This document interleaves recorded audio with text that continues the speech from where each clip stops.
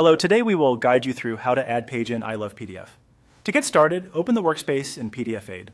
This is where you'll manage your PDF tools and make changes to your document. Once the workspace loads, take a moment to look over the layout so it's easier to follow along with the next actions. From there, go to the left-hand navigation panel and click on Organize. This section is used for making page-level changes to your PDF, such as moving pages around or preparing to insert new ones.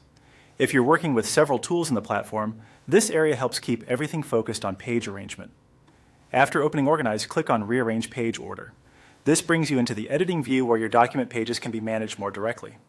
In this screen, you'll typically be able to see page thumbnails, which makes it easier to understand where a new page should be added.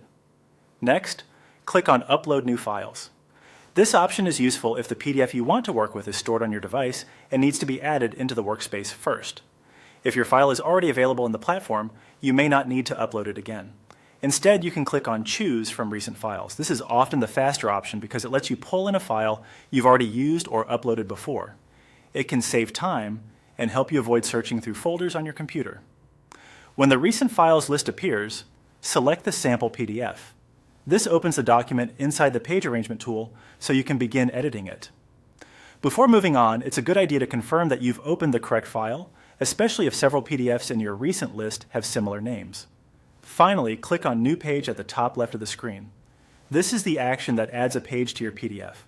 Once selected, the new page will be inserted into the document, allowing you to continue organizing the file as needed.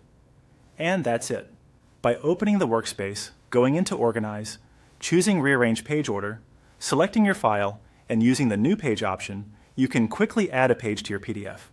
If needed, take an extra moment afterward to review the page placement and make sure everything appears in the right order before continuing with any other edits.